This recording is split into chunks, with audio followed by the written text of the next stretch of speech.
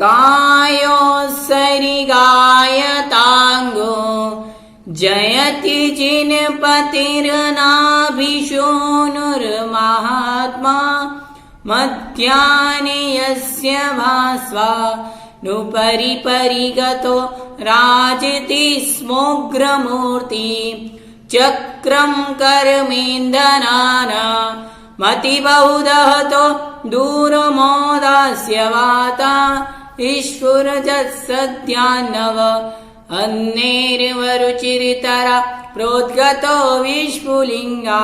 बोलो पंच परमेश्वरी भगवान की जय। मान्यवर पूज्यवर आचार्य भगवंत श्री पद्मनंदी महाराज द्वारा रचित श्री पद्मनंदी पंचविंशतिका जी ग्रंथ का हम लोग स्वाध्याय कर रहे हैं, जिसमें हम लोग सर्वप्रथम श्लोक का उच्चारण, श्लोक का अर्थ और उस श्लोक से निकलने वाले प्रश्नों के उत्तरों को भी समझ रहे हैं। अभी तक हमने धर्मोपदेश को पूर्ण किया और दानोपदेश के 50 श्लोकों का स्वाध्याय कर लिया। आज दानोपदेश के अंतिम प्रकरण में हम 4 श्लोक और पढ़ करके दानोपदेश के प्रकरण को पूर्ण करेंगे। तो आइए, वर्णन चल रहा था पात्र का कि पात्र कितने प्रकार के होते हैं। तो कहा पात्र 3 प्रकार के, उत्तम, मध्यम, जघन्य। उत्तम में दिगंबर मुनिराज आ गए, मध्यम में पंचम गुण स्थानवर्ती श्रावक श्राविका और जघन्य में व्रत रहित अविरत सम्यक दृष्टि चतुर्थ गुण स्थानवर्ती जीव आया। और कुपात्र और अपात्र आदि भी भेद बतलाया अलग से। आइए अब हम यहाँ पर आगे उच्चारण करते हैं श्लोक क्रमांक 51 और फिर उसका अर्थ हम लोग यहाँ पर समझेंगे। निकाल लीजिए सभी लोग श्लोक क्रमांक 51। यदीयते जिनिग्रहाय धरादि किंचित तत्तत्र संस्कृति निमित्तमिह प्रणूणम् आस्ते तदस्तदिति दीर्घतरं हि कालम् जैनं च शासने मतः कृतमास्ति धातुः। मान्यवर पूज्यवर आचार्य भगवंत पद्मनंदी महाराज कह रहे हैं कि जिनालय के निमित्त, अर्थात जिनालय अर्थात जिनेन्द्र भगवान का मंदिर, जिनालय के निमित्त कुछ जो पृथ्वी आदि का दान दिया जाता है, यह धार्मिक संस्कृति का कारण होकर के अंकुरित होना अतिशय दीर्घ काल तक रहता है। उसके लिए दाता के द्वारा जैन शासन ही किया जाता है।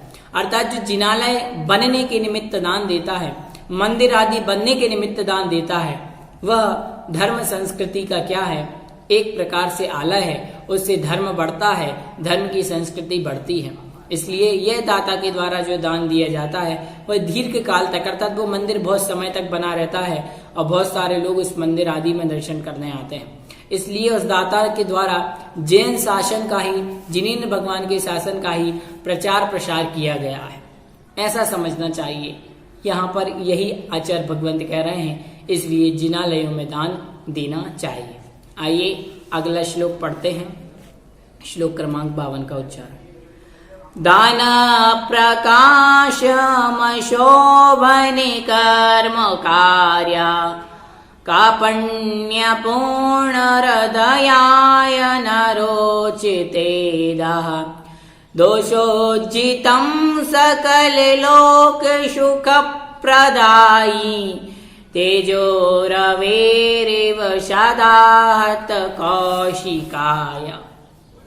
आचार्य भगवंत पद्मनंदी महाराज कहते हैं कि जो निर्दोष दान का प्रकाश समस्त लोगों को सुख देने वाला है, अर्थात जो दान है, दान करने से समस्त तीनों लोकों में सुख होता है। अर्थात जो भी व्यक्ति दान देता है उसे तीनों लोकों में सुख की प्राप्ति होती है।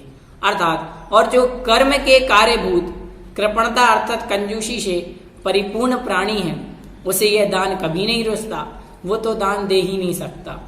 और जिस प्रकार से दोष रहित अर्थात रात्रि में संसर्ग रहित होकर प्राणियों को सुख देने वाला सूर्य का तेज निंदनीय उल्लू के लिए रुचिकर प्रतीत नहीं होता।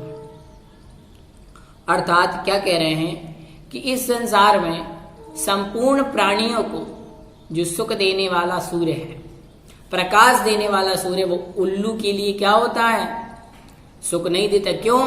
क्योंकि उल्लू को दिन में दिखाई ही नहीं देता है।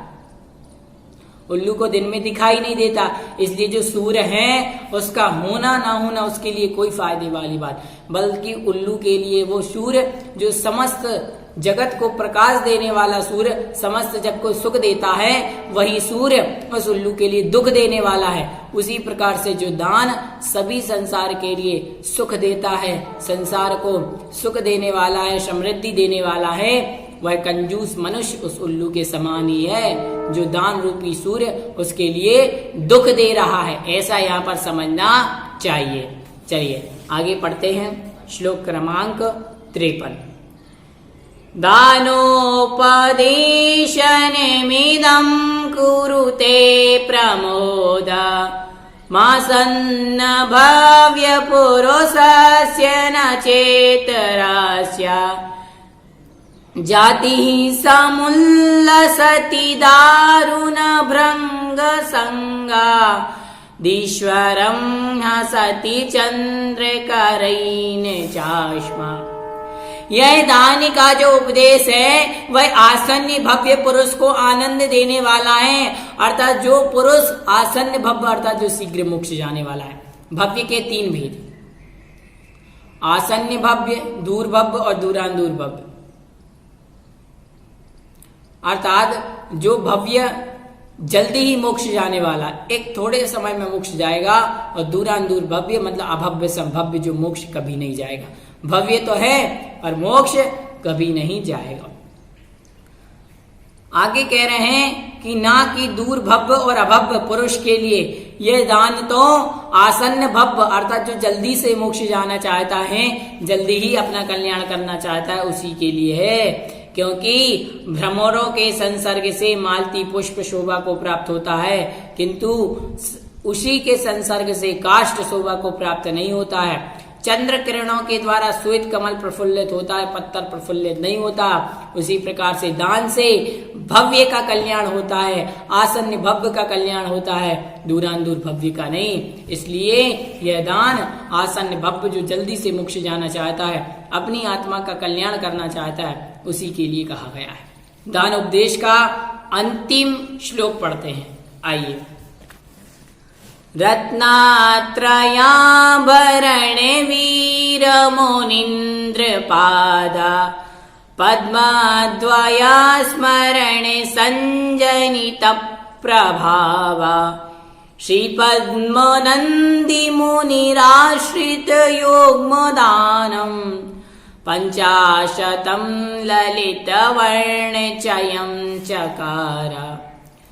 रत्नत्रय के आभरण से विभूषित श्री वीर नंदी मुनि महाराज के चरण कमलों के आश्रयभूत उनके शिष्य श्री पद्मनंदी महाराज ललित वर्णों के समूह के द्वारा इस दान 50 अर्थात इस 52 पद्यों वाले 52 श्लोकों वाले दानोपदेश को लिखा। मान्यवर, यहाँ पर दानोपदेश का प्रकरण समाप्त हुआ।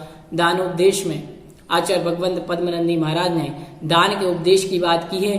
दान का उपदेश दिया गया है, इसलिए हमने ये पढ़ा है तो हमें इसे पढ़ना ही नहीं है, आत्मसात भी करना है, अपनी आत्मा का कल्याण भी करना है। इसलिए यह दान उपदेश पढ़ करके थोड़ा बहुत दान देने का संकल्प जरूर करना है।